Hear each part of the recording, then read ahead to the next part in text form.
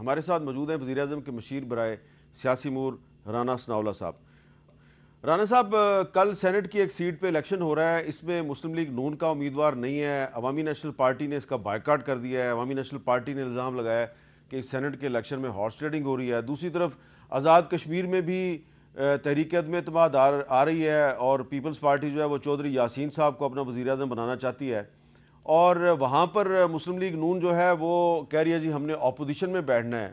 اور وہاں پر بھی الزام لگ رہا ہے کہ وہاں پہ جو پریزیڈنٹ ہاؤس ہے آزاد کشمیر کا، وہاں سے ہارس ٹریڈنگ ہو رہی ہے۔ تو یہ پاکستان کی سیاست میں اور خاص طور پہ آزاد کشمیر کی سیاست میں یہ ہارس ٹریڈنگ جو ہے اس کا بار بار ذکر ہونا جو ہے، یہ کیا بطور پولیٹیشن آپ کیا سمجھتے ہیں؟ یہ سیاستدانوں کے لیے کوئی نیک شگون ہے؟ نہیں، سیاستدانوں کے لیے یہ کیسے نیک شگون ہو سکتا ہے؟ دیکھیں، سیاستدان جب تک ٹیبل پہ نہیں بیٹھیں گے، جب تک بیٹھ کے رولز آف گیم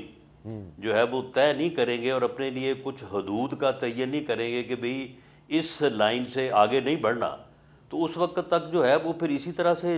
جوتیوں میں دال بٹتی رہے گی جس طرح سے پچھلے 30 35 40 سال سے بٹ رہی ہے۔ تو رانا صاحب یہ معاملہ یہ ہے کہ کوئی ہمارے سیاست کے کوئی متعین رولز ہے ہی نہیں۔ جی، لیکن رانا صاحب یہ جو آپ نے بات کی ہے کہ ہماری سیاست کے کوئی متعین رولز ہے ہی نہیں ہے، تو اب یہ دیکھیں کہ مرکز میں پیپلز پارٹی اور مسلم لیگ نون ایک دوسرے کے ساتھ ہیں، زرداری صاحب جو ہیں وہ صدر پاکستان ہیں، شہباز شریف صاحب وزیر اعظم پاکستان ہیں، لیکن آزاد کشمیر میں مسلم لیگ نون کہتی ہے جی ہم انوار الحق چودھری کے خلاف جو تحریک عدم اعتماد ہے اس کی تو حمایت کر دیں گے لیکن بیٹھیں گے ہم اپوزیشن میں۔ تو اگر وہاں پر ایک مختلف اصول بن جائے گا اور مسلم لیگ نون وہاں پہ پیپلز پارٹی کے وزیر اعظم کی اپوزیشن کرے گی، اس کا اثر جو ہے وہ قومی سیاست پہ نہیں پڑے گا، اور اگلے الیکشن سے پہلے کیا بلاول صاحب بھی کوشش نہیں کریں گے کہ وہ ٹریری بینچز سے اپوزیشن بینچز پہ بیٹھ جائیں؟ اور وہ انہوں نے مولانا فضل الرحمان صاحب سے ملاقاتیں بھی شروع کر دی ہیں، ان کی کوشش ہے کہ وہ بھی اپوزیشن لیڈر بن جائیں۔ اگر مسلم لیگ نون آزاد کشمیر میں اپوزیشن بینچوں میں بیٹھے گی تو قومی اسمبلی میں وہ کوشش کریں گے کہ وہ اپوزیشن بینچوں میں بیٹھ جائیں، تو پھر کیا اصول، کیا ضابطہ رہ جائے گا پاکستان کی سیاست کا؟ نہیں تو میں نے وہی تو بات میں نے کی ہے جی، آخر میری ایک پوزیشن بھی ہے، میں ایک حد تک کی جو ہے وہ بات کر سکتا ہوں۔ اس ملک میں یہ بھی رہا ہے نا کہ لوگ جو ہے وہ بلوچستان میں جو ہے وہ حکومت میں تھے اور اسلام آباد میں مرکز میں وہ اپوزیشن میں تھے، یہ بھی دور آپ نے دیکھا ہے، آپ اس کے اوپر ہاں تبصرے بھی فرماتے رہے ہیں، تنقید بھی کرتے رہے ہیں۔ جی جی تو معاملہ یہ ہے کہ انوار الحق صاحب آئے کیسے، آئے کہاں سے، لایا کیسے گیا، حکومت کیسے بنائی، جی یعنی یہ ساری چیزیں جو ہیں یہ ان کو آپ اگر سب کو یعنی پیش منظر کو دیکھنے سے کے ساتھ ساتھ پس منظر بھی دیکھیں تو پھر آپ کو سمجھ آ جاتی ہے کہ کوئی متعین اصول نہیں ہے۔ تو اس لیے پھر وقتی طور پہ جو ضرورت ہوتی ہے، اب وقتی طور پہ آزاد کشمیر کی یہ ڈیمانڈ ہے، ہم وہاں پہ اس مذاکراتی کمیٹی جو نیگوشیشن کے لیے گئی تھی، جس نے وہ عوامی ایکشن کمیٹی سے نیگوشیٹ کیا اور وہ ایک ایسی صورتحال بننے جا رہی تھی جو بڑی جو ہے وہ تباہی کا باعث ہوتی، اس میں بھی شامل تھا۔ میر صاحب اب اس کی ڈیمانڈ ہے کہ انوار الحق صاحب جو ہے وہ وہاں سے فارغ ہوں، یہ موجودہ سیٹ اپ جو ہے یہ تبدیل ہو، یہ ضرورت ہے۔ اچھا، اس لیے ہم بھی اس کے اوپر متفق ہیں، پیپلز پارٹی بھی متفق ہے۔ اب ہمارا یہ کہنا ہے کہ آپ اس سیٹ اپ کو ہٹانے کے بعد فوری طور پہ ایک کریڈیبل الیکشن دیں اے جے کے کو۔ پیپلز پارٹی کہہ رہی ہے کہ نہیں جی تھوڑے سے عرصہ چلا کے کوئی انتظامات کرنے دیں، یہ کرنے دیں، وہ کرنے دیں، تو پھر as soon as possible election دیں گے۔ اچھا اس کے اوپر پھر ہمارا اختلاف ہے، تو ہم نے کہا کہ پھر ہم اپوزیشن میں بیٹھیں گے۔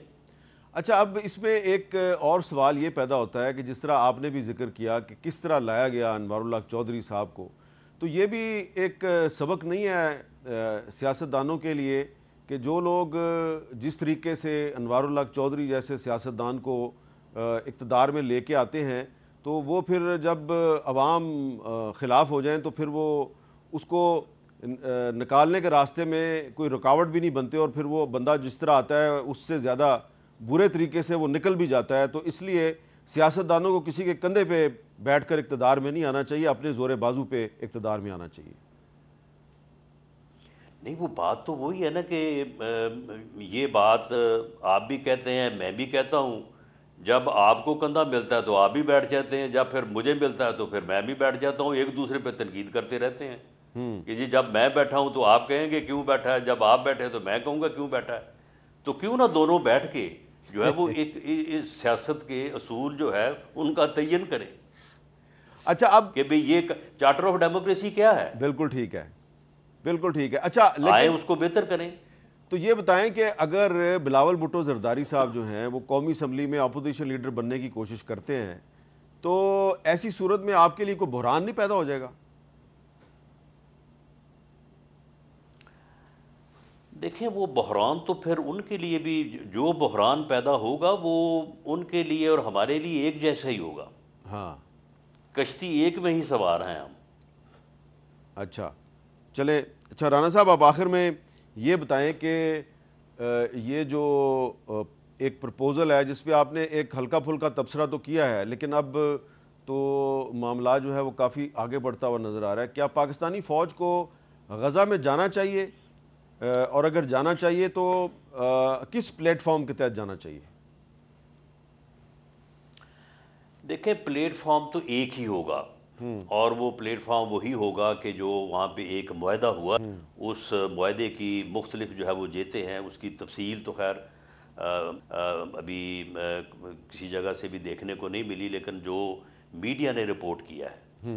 دیکھیں میر صاحب وہاں پہ جتنا ظلم ہوا ہے اس کی تاریخ میں مثال نہیں ملتی.